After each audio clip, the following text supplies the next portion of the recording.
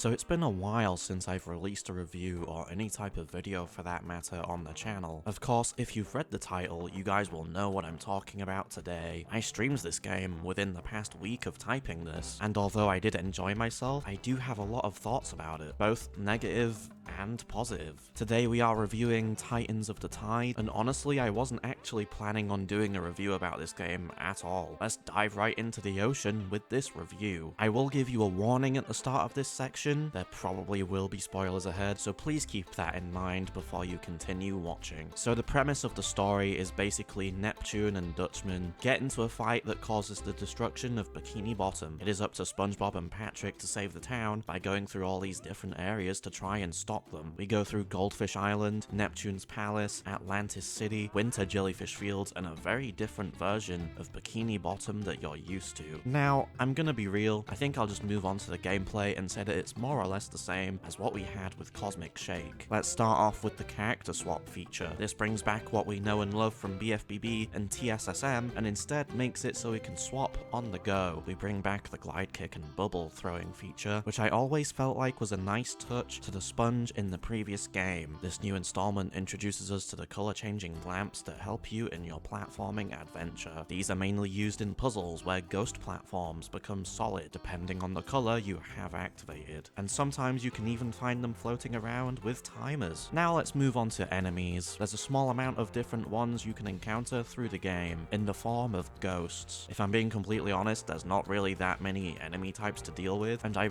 wasn't really a fan of this. In previous games there were definitely more, and they even appeared in abundance. In BFBB you had a decent amount of robots to face. Each felt like had unique abilities and moves for you to combat and work your way around as you went through the game. Movie Game inherited a lot of these enemy types, while even adding extra ones into the mix. Cosmic Shake was a similar case with the jelly monsters, even if there were less in that title. With the current new release in question, it's very lacking in comparison to what we've seen before, which is fine. I can move past it and they're all still fun to deal with, but it's something that's stuck in my mind since completing my playthrough. Another thing that comes to mind is the bosses. Now I will be real for a second, I did enjoy what I experienced here. The bosses were actually better than Cosmic Shake. My main complaint about this is about the final boss. You basically fight both Neptune and Dutchman at the same time, and it feels like the statue boss and the Dutchman treasure chest boss were basically copy and pasted, and it didn't seem like much was done to really change it, except the fact that it's a combo and they work together to try and defeat the sponge and the star.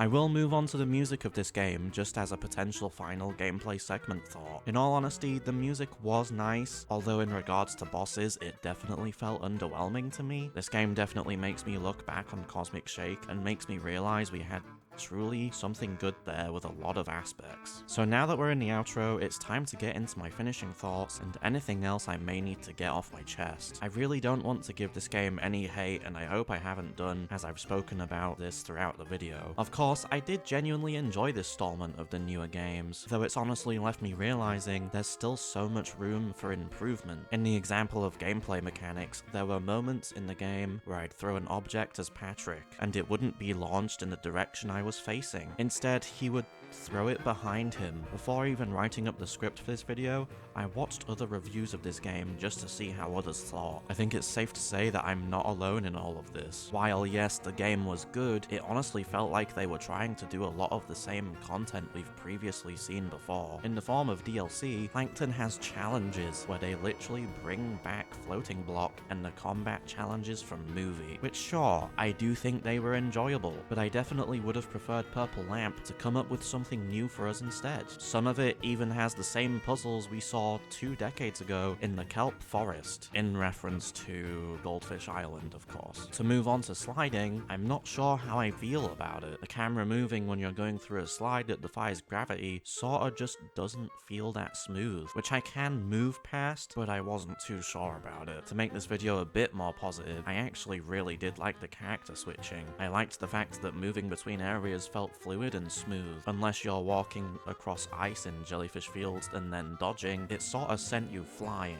In all honesty, if I had to choose between Titans and Cosmic, I think I'd definitely choose the previous title. But even in regards to that, BFBB will always exist and it will always win my heart every time. That game has so many things and details that make sense that just didn't transfer over to the newer games, even from Rehydrated. It's worth mentioning this is the downside of SpongeBob games. They will always be compared to BFBB because it is honestly so peak, and it's the GOAT of the franchise. It truly made an impact on people when the original released, and is so memorable in ways that newer games can't really compare. Now, of course, I do advise everyone watching this to play the new release yourself, just so you can form your own opinions. So I think if you haven't already played any of the previous games, you definitely should do that first. I hope you enjoyed this, and if you did, leave a like on it and subscribe.